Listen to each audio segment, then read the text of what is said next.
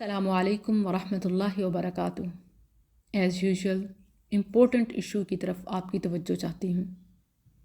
قرآن تدبر، تفکر، تحقیق، تسخیر کی دعوت دیتا ہے، اور نام نہاد مسلمان کرامات، معجزات کے ہی منتظر رہتے ہیں۔ کچھ کرنا نہیں، بس جھومنا آتا ہے۔ قرآن ترجمہ تفسیر لیکچر سننے کے لیے کبھی نہیں آئیں گے۔ کھیرے پر، پانی پر، امیر اہل سنت کے چہرے پر، مچھلی پر، جانور پر، درخت پر اللہ کا نام لکھا ہوا ظاہر ہو جائے یا گھڑ لیا جائے، اس پر ایسے کومنٹس کی بھرمار ہوتی ہے جیسے دیکھنے سے ہی جنت مل گئی ہو۔ میڈیا پر تصاویر شیئر کی جاتی ہیں، وہ دیکھو بادلوں میں محمد صلی اللہ علیہ وسلم لکھا دیکھا گیا، خواہ زمین پر تعلیمات محمدی صلی اللہ علیہ وسلم کی دھجیاں بے خوفی سے اڑا رہے ہوں۔ یاد رہے، ایسی پوسٹ اس وقت وائرل ہو چکی ہیں۔ اسلام کو اپنی حقانیت اور محمد صلی اللہ علیہ وسلم کی نبوت کو ثابت کرنے کے لیے معجزات کی ضرورت نہیں۔ اس طرح کی باتوں کو پھیلانے سے گریز کیا جائے۔ 10 لوگوں کو شیئر کرنا یا 1000 گروپس میں یا 100 گروپس میں بھیجنے سے جنت نہیں ملتی۔ یہ اسلام کا مذاق اڑانے کے مترادف ہے۔ ہمارا مقصد اسلام کی اصل تعلیمات کو پھیلانا ہے، نہ کہ اس طرح سے معجزات کو ظاہر کر کے لوگوں کو اصل چیز سے ہٹانا۔ ہمارے معاشرے میں بہت ساری باتیں بغیر کسی تصدیق کے ایسے ہی پھیلائی جاتی ہیں۔ چاند پر اترنے والے مسٹر خلاباز کے حوالے سے یہ خبر پھیلا دی گئی کہ اس نے چاند پر اترنے کے بعد اذان کی آواز سنی تھی اور بعد میں مسلمان ہو گیا تھا، حالانکہ اس دعوے کا کسی کے پاس کوئی ثبوت نہیں تھا۔ بالآخر کیا ہوا؟ مسٹر خلاباز نے باقاعدہ بیان جاری کرتے ہوئے کہا کہ ایسی کوئی بات نہیں ہے، نہ انہوں نے اذان کی آواز سنی، نہ وہ مسلمان ہوئے۔ تو اس طرح کی باتوں سے مسلمانوں کی جگ ہسائی ہوتی ہے، تعریف نہیں۔ اگر معجزات کے ذریعے اسلام کی حقانیت ثابت کی جاتی تو نبی کریم صلی اللہ علیہ وسلم کی زندگی میں اللہ بڑے بڑے معجزے دکھا کر پورے عرب کو اسلام کی جانب راغب کر دیتا۔ نبی کریم صلی اللہ علیہ وسلم کا سب سے بڑا معجزہ قرآن مجید ہے، جو رہتی دنیا تک تمام انسانوں کی ہدایت کا ذریعہ ہے۔ سائنس تحقیقات کے بعد، سرمایہ لگانے کے بعد جو نتیجہ اخذ کرتی ہے، قرآن میں وہ پہلے سے موجود ہوتا ہے۔ ہم اس فارمولے پر یقین کیوں نہیں رکھتے؟ ہم اس بنیاد پر کام کیوں نہیں کرتے؟ ایسے ہی کرامات اور معجزوں کے منتظر رہتے ہیں۔ میں جانتی ہوں میرے اس پیغام سے بہت سے لوگوں کو تکلیف ہو سکتی ہے، کیونکہ ان کی دکان کی چمک دمک مانند جو پڑ سکتی ہے، کاروبار ٹھپ جو ہو سکتا ہے، لیکن میں اپنی بات نہیں، قرآنی آیات آپ کو پڑھ پڑھ کر سناؤں گی تاکہ کسی قسم کی کوئی حجت باقی نہ رہے۔ سورہ بنی اسرائیل آیت نمبر 59۔ وَمَا مَنَعَنَا أَن نُرْسِلَ بِالْآيَاتِ إِلَّا أَن كَذَّبَ بِهَا الْأَوَّلُونَ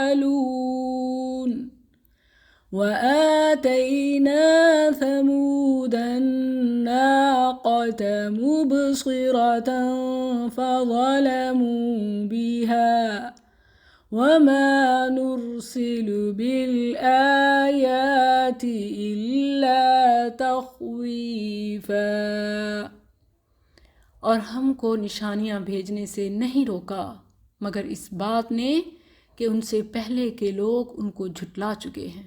چنانچہ دیکھ لو کہ سمود کو ہم نے بطور معجزہ اونٹنی لا کر دی اور انہوں نے اس پر ظلم کیا۔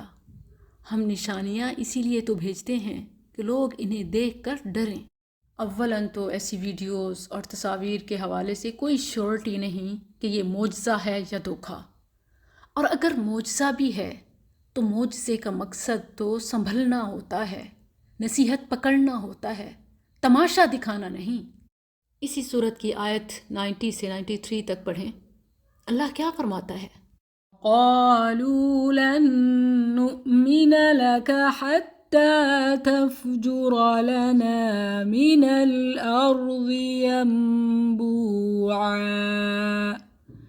أو تكون لك جنة من نخيل وعنب فتفجر الأنهار خلالها تفجيرا أو تسقط السماء كما زعمت علينا كسفا أو تأتي بالله والملائكة قبيلا أو يكون لك بيت من زخرف أو ترقى في السماء ولن نؤمن لرقيك حتى تنزل علينا كتابا نقرأه قل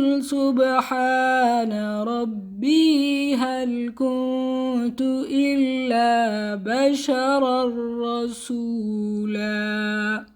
انہوں نے کہا کہ ہم آپ پر ہرگز ایمان لانے والے نہیں یہاں تک کہ آپ ہمارے لیے زمین سے کوئی چشمہ جاری نہ کر دیں، یا خود آپ کے لیے ہی کوئی باغ ہو کھجوروں اور انگوروں کا اور اس کے درمیان آپ بہت سی نہریں جاری کر کے دکھا دیں، یا آپ آسمان کو ہم پر ٹکڑے ٹکڑے کر کے گرا دیں جیسا کہ آپ کا گمان ہے، یا آپ خود اللہ تعالیٰ کو اور فرشتوں کو ہمارے سامنے لا کر کھڑا کریں، یا آپ کے اپنے لیے کوئی سونے کا گھر ہو جائے، یا آپ آسمان پر چڑھ جائیں اور ہم تو آپ کے چڑھ جانے کا بھی اس وقت تک ہرگز یقین نہیں کریں گے جب تک کہ آپ ہم پر کوئی کتاب نہ اتار لائیں جسے ہم خود پڑھ لیں۔ آپ جواب دے دیں کہ میرا پروردگار پاک ہے، میں تو صرف ایک انسان ہی ہوں جو رسول بنایا گیا ہوں۔ کیا معلوم ہوتا ہے ان آیات کو پڑھنے سے؟ دیکھا جائے تو کل کے مشرکین کی سوچ اور آج کے مشرکین کی سوچ میں کوئی فرق نہیں، وہی معجزات کی تلاش، معجزوں کا انتظار، کرامات کے منتظر۔ بھلا یہ بتائیے، اگر معجزات کا ظہور ہی اصل دین ہوتا یا اس سے لوگوں کو یقین دلوانا ہوتا تو اللہ سبحانہ و تعالیٰ اس وقت ان معجزوں کا ظہور کرتا جن کا رسول اللہ صلی اللہ علیہ وسلم سے مطالبہ کیا جاتا تھا۔ آپ قرآن میں دیکھیں، کیا یؤمنون بالغیب بار بار آپ کو نظر نہیں آتا؟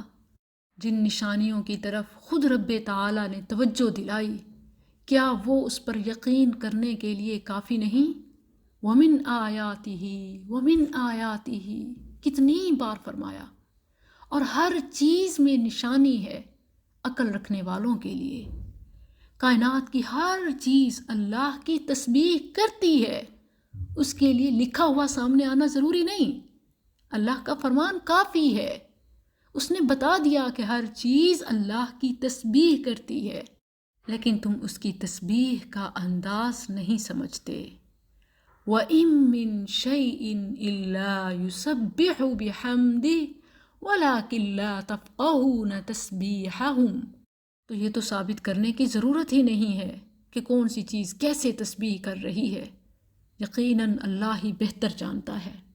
کائنات کی ہر چیز، حجر، شجر، شمس و قمر، لیل و نہار، مشرقین، مغربین، ہر چیز اللہ کی تسبیح کرتی ہے۔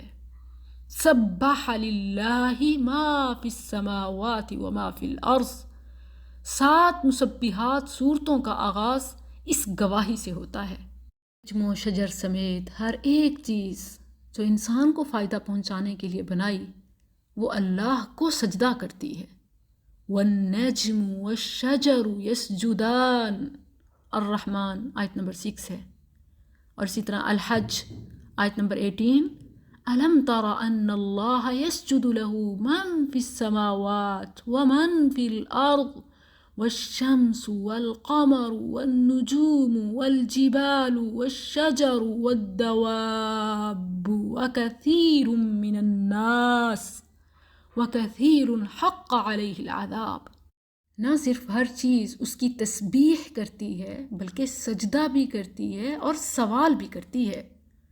سورہ الرحمن میں ہی يَسْأَلُهُ مَنْ فِي السَّمَاوَاتِ وَالْأَرْضِ، زمین و آسمان کی ہر چیز اللہ سے سوال کرتی ہے۔ وَفِي كُلِّ شَيْءٍ لَهُ آیَةٌ تَدُلُّ عَلَىٰ أَنَّهُ وَاحِدٌ، ہر چیز میں اللہ کی وحدانیت کی دلیل ہے۔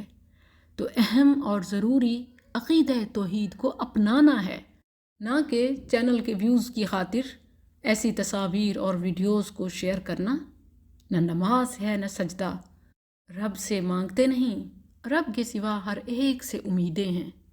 الیس اللہ بکاف عبدہ، کیا اللہ کافی نہیں ہے؟ وہ جو اللہ نے دلائل دیے کیا وہ ناکافی ہیں جو اپنی طرف سے